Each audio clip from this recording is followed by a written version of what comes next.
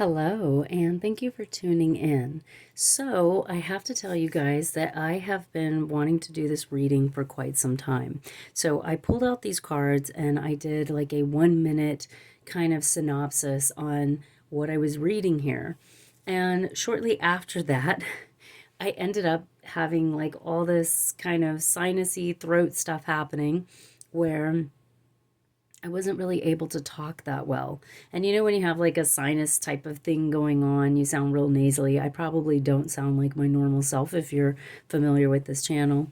And so I did just a quick clip that I wanted to do for like my TikTok and Instagram or whatever.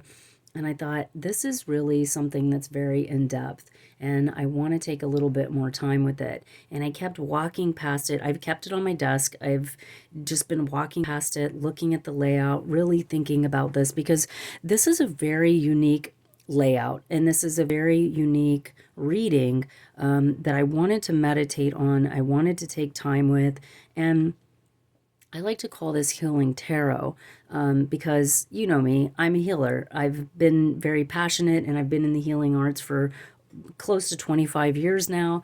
And I love working with people. And I just am always in this idea that we're always healing, we're always transforming, we're always working through things. And so that's kind of my take on everything. My very, very dear friend and mestre, capoeira mestre, gifted me this amazing chakra set. And I'm going to pull one of these. I guess I'll do the root chakra. I don't know if you can see the bottom of it because I'm having some weird stuff happening with the light.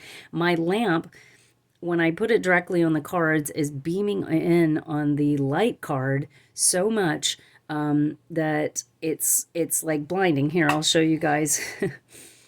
So when I have my lamp the way that I normally keep it, like look what happens to the light card. So I kind of played around with the light. And as you can see here, there's, I think this one's red carnelian, and it's got these little kind of rutilated shards inside of it. We have the beautiful images of each chakra, the Sanskrit symbol, and the different things going on with that. And so I had to end up turning my lamp all the way around and doing some kind of weird stuff. So we kind of have an interesting thing happening with the light and the shadows, which is very fitting for the reading itself. So without further ado, oh, and thank you, Mestre Folklore, for this beautiful set. I love it, and I wanted to do a reading with it. So this is going to be healing through the chakras. It's going to be giving a very potent centering and realignment through what we call the Hara line, which is what connects all the chakras to one another. And specifically, we're working with the throat chakra. So this card here in the center is the throat chakra. Now, I have been guided throughout many different sessions that I've worked with people. And if you're familiar with my work, I teach continuing education to licensed massage therapists. But I'm always working with intuitives, healers, teachers. And so I always get a lot of amazing tips, feedback, their interpretations, some of the modalities and trainings that they've had, they always share with me. And something that's been coming through various people has been the tip of humming, where I know we can do like mantras like lam, vam, ram, om, to help balance each one of the chakras. And I've recently been kind of researching some of the things that some of my students and clients and friends have been telling me about humming and how it calms the nervous system and how the vibration itself of a hum helps to activate and kind of break things up. And so the guidance that I'd like to share with this is humming. To hum, how we like, sometimes I've always been a whistler. I used to play flute when I was in elementary school all the way up till, well, I still play flute sometimes. And that's always been just a natural thing that I like to do, whistle. And this humming thing has been something that has really been coming up a lot. So I do encourage you to hum. Apparently, it calms your central nervous system, and the different variations are going to also help balance your chakra. Your chakras, working with the throat chakra in specific. So if you don't know anything about the chakras, each chakra is a color of the rainbow. So we have red, orange, yellow, green, blue, indigo, violet, and this makes the spectrum, the UV spectrum. The UV spectrum is also set up on specific hertz and frequencies. So when we're talking about energy healing, we're talking about sound, we're talking about color, we're talking about phytochemicals. All of these things are going to follow a specific hertz and frequency. So there is validity to this. I know some people are like, oh, that's woo-woo stuff. It's not. When you really start studying quantum sciences and some of the more advanced sciences, we really start to see the validity in these ancient practices. So please take some time to research that, because it is extremely fascinating. I have my degree in alternative medicine, so I'm all about research. I'm a very skeptical person. Sometimes I can be have a very dark sense of humor, if you know me personally. And so I do not take things lightly. I'm a very grounded individual, and I do love science. I'm very science minded. And I'm also very mystical too. So I have that dual side. I am a Gemini, so that comes with the territory. So getting back to it, this card, the throat chakra, is really much a lot about our expression and our communication. Now, a lot of times we think about expression and communication, we're thinking about like what I'm saying to you, the tone of my voice, the maybe my dialect or things like that. But I encourage you to think about communication as being both internal and external. So there's things that we'll say externally to people, but then there's things that we say inside our head. Now, sometimes we can have whatever type of self-talk. Maybe it's a positive self-talk. Maybe it's very encouraging. Maybe it's negative and very self-defeating, right?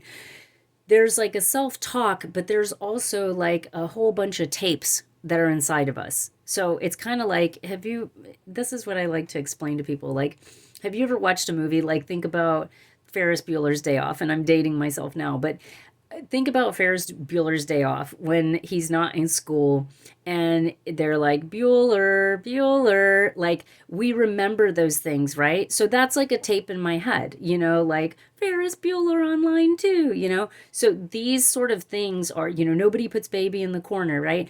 These are tapes in my head, like, and sometimes, and even with music, right? So it'll trigger and click on at any time. Now, these are positive triggers, right? It's kind of funny, it's nostalgic, etc., right? But sometimes we can have negative triggers, like when we are not successful at something or something's not working out the way that we want it to. We could, depending on how we were raised, our environment, it's not always just parents. Sometimes it's coaches, it's siblings, it's, things that we see that get kind of stored in our memory. And those things can get triggered or activated at any time, and then we can loop. It's like a whole mental process, but it's working with the throat chakra because that's where it's taking place. It's internal communication.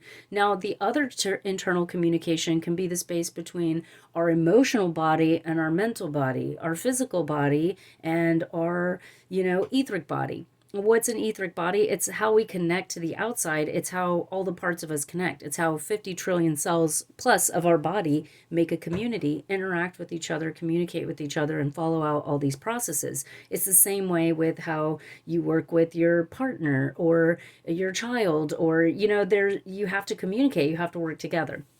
So it's internal communication, it's external communication as well. Okay. Now, the other aspect of this is expression, meaning the clothes we wear, the hobbies that we like. You know how people will have like a specific scent or a specific style. These things are also part of the throat chakra. Our hobbies, I like, doing healing work and intuitive work, where someone else may like working with their hands and doing woodwork. So these are all part of our expression. Okay. So that's the throat chakra. And that's what we're working through. We're working on healing those things, working with those things, connecting. And sometimes I would say like updating those things. Like if you wanted to learn a new language, it's not like you forget English, but you're going to learn what are the words that you could say in Spanish or French or whatever, right? And it opens you up to a whole new world. So sometimes there's updating things, getting rid of negative self talk and becoming more encouraging, standing up to, that bully you had in sixth grade that told you you were fat or you're a loser or whatever. And now you're saying, no, I'm not, I'm healthy, I'm strong, I have courage or whatever, right? And overcoming that, like clearing that tape out, clearing that negative thought pattern or that negative self-talk out of your body, out of your space. Okay. So the reason why I'm saying it in that way is because we have two cards on either side here. So we have the storm, which kind of depicts like the Tower card in tarot. It's like this lightning bolt realization is coming in and it's shaking things up. Like things can no longer be the way that they were before. Now, speaking of which, I have to go back to the throat chakra and tell you that the thing that blocks the throat chakra is lies. Now, I had this conversation with a client of mine because I told her, you're lying to yourself. And she said, I'm not lying to myself. And I said, well, when you believe something that's not true, you're lying to yourself. It's not like you're directly lying to yourself. It's like a false belief is born inside you. And then you will find this information to continue to keep that false belief alive, right? So if you believe that you're weak and you can't do anything for yourself, you need other people to do things for you, that's not true, right? So you're lying to yourself when you say those things. But it's not like you made that up, right? It's like somebody gave this idea, this message came through, this false belief got implanted in some way, and now you're perpetuating it. So when you stand up for it and say, no, that's not true, I am strong, and even if I'm weak now, I can get strong, then you can begin to work through that. And I think this is the energy that's coming through with the storm and also the tear, because when we look at the tear, we see an eye coming in. And this is kind of like a unified vision. When we see two eyes, there's typically like a balance, seeing things from what lens. There may be two lenses. There may be a need to balance masculine and feminine. There may be a need to balance left and right brain thinking, your heart and your mind, etc., right? And here we're just seeing one eye, one vision, one way to look at something. And we're looking at this emerald with this gold in the center. And I'm seeing this as almost being like the eye crying, like some sort of cleansing, some sort of purification process that's taking place after the storm. Maybe after a lie comes to the surface, or you're like, what, I'm lying to myself? Like, what am I doing? Like, what's happening here? And then the vision maybe that we had starts to kind of melt away, and we start to see things more clearly, because this is a clear eye, and the eye doesn't even look sad, right? It's almost like the crying and whatever happened is like already done. And this teardrop that we see is showing itself as value. Like, look at all the value and worth. And the emerald is green. That's the color of the heart chakra.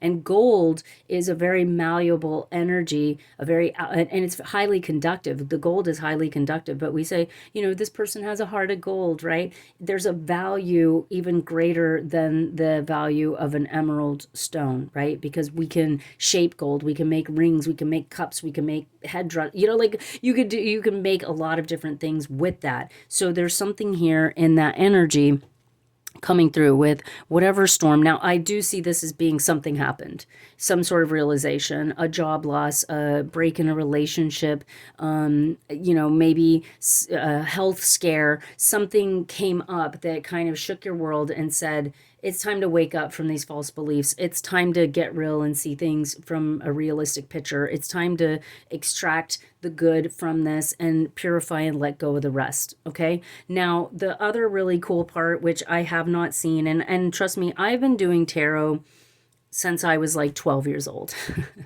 I got my first tarot deck when I was 12. I think I was 13 when I got my first tarot deck. I got my first tarot reading from a medicine woman when I was 12 years old. And so I've always been, it wasn't something I wanted. I told my mom, like, I don't want to do it. I don't want to know my future. This is what I thought tarot was like, I don't want to know my future.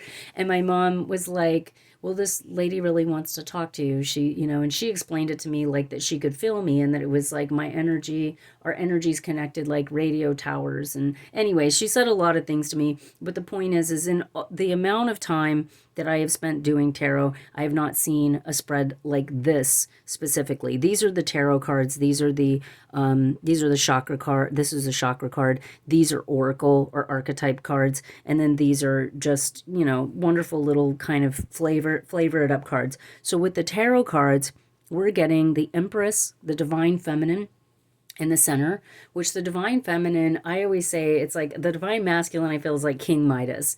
And the divine feminine, like just everything she touches grows, it expands. Like she's typically depicted as this, like in a garden where everything around her is growing. And she's above a queen. Like, we have to kind of go through our queens, like the Queen of Swords, Queen of Hearts, Queen of, go through all of the queen stages to get to the Empress stage, to get to this stage of growth, of compassion, of moving from your heart center, of connecting with the environment around you, in a, let's say, in a manifesting way, in a growth and a fertility kind of way. This is like the epitome of the feminine energy. When we are feminine and we want to reach this point, it's kind of like everything you touch just grows. It grows, it grows, it grows.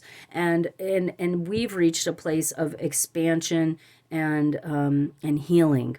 It's a very nurturing energy, a very motherly, a very when I sit in the vibration of it, I don't know if you can feel it from me and from this reading, but it's just a beautiful, powerful, balanced energy of grace, compassion, understanding of growth cycles, understanding of the patience that it requires to grow things. Like it's an embodiment of earth energy. It's an embodiment of like this mother earth energy in a human form, in a female human form. And then the coolest part about it is that we have this light and dark attribute on each side. So on this side, we have the shadow, which is the moon card. But I love the way that it's depicted here. So you see an individual that's looking at their shadow. So you kind of see the sun and the moon here, and you see them like holding this chalice of power together, which is going to go back to this heart energy here. So we have the emerald and the gold, and here we have the gold, and it looks like a ruby. It may be garnet, but to me, the light pink of it looks like almost like a ruby stone, and which is also a heart stone. So we got rose quartz, we got emerald, we got ruby. Those are all heart stones, okay? They depict self-love. They depict love in general, heart energy. So here is where we're confronting our shadow. We're looking at these dark aspects. We're looking at maybe how we talk negatively to ourselves. We're looking at how we need to kind of invite the shadow into this light attribute and accept.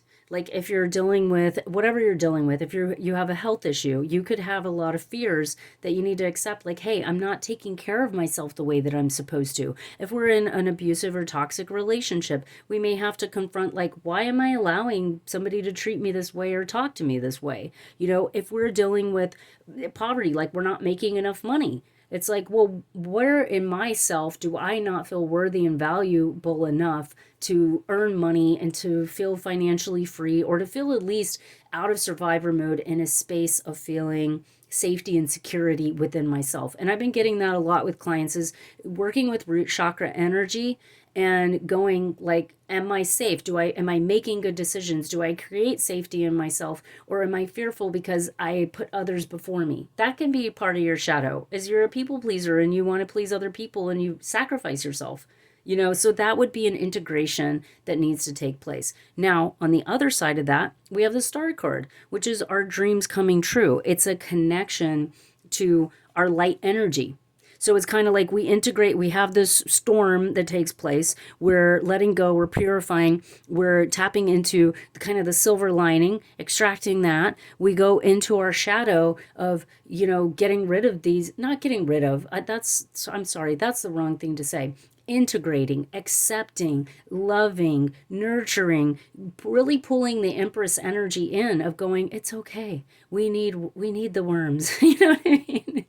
We need the pests because they're part of the ecosystem of growth. And so we integrate those parts of ourselves and we say that this is something I have to work on. I understand that about myself. And this is where the light energy then begins to expand because of the integration of these aspects of our shadow.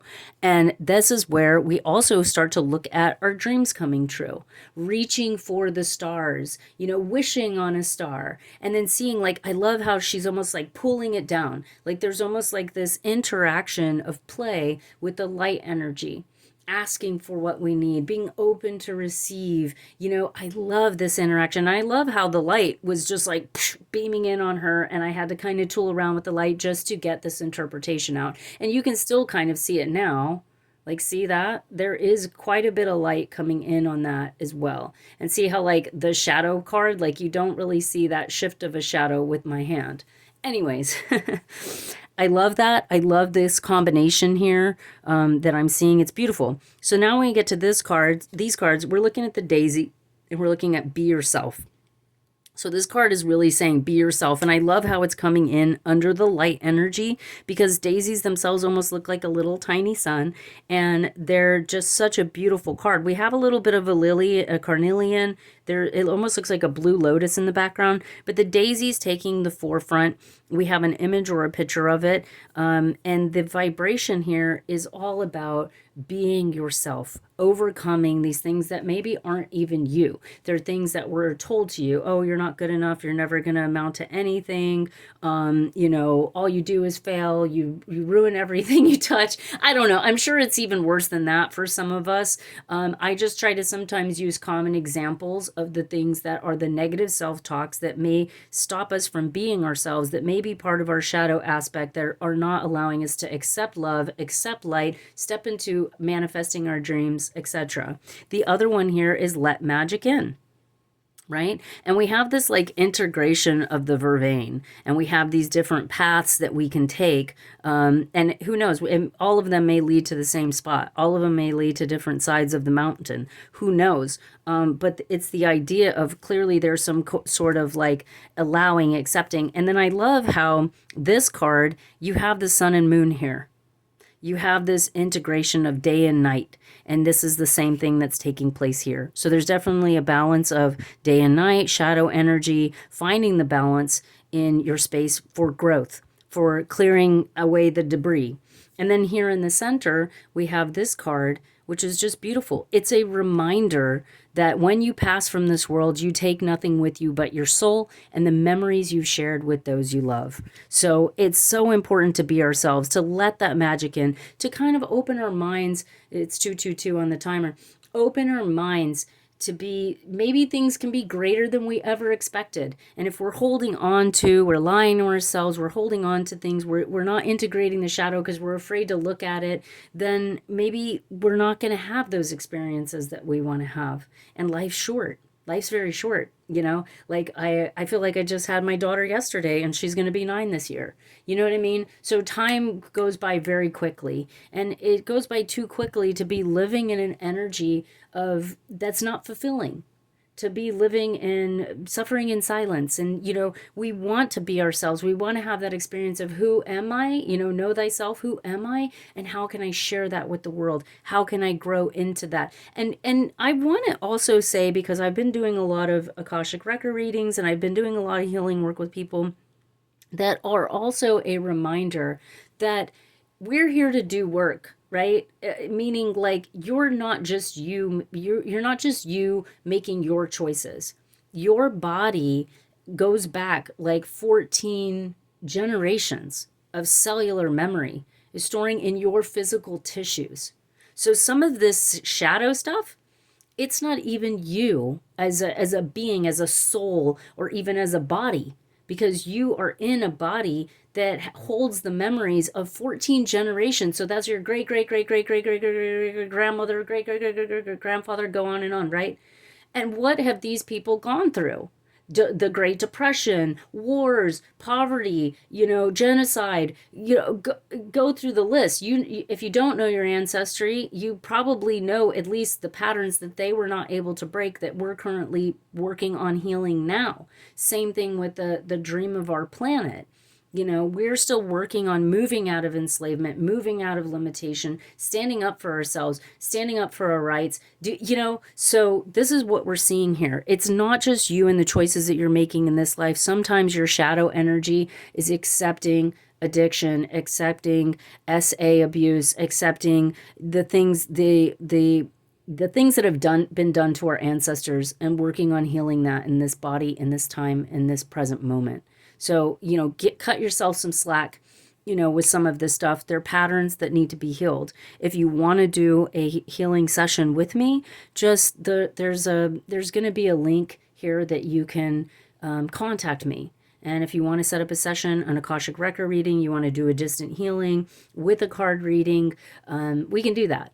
Otherwise, I hope that this message has helped you. I've gone through a very transformational period over the past week of this card reading sitting here. And I'm so grateful and thankful that I'm able to share this with you. If there's anything that I can do to help you, assist you, or anything that you can do to help and assist the channel by sharing your message, comment below, share, subscribe, that sort of thing, all the fun stuff.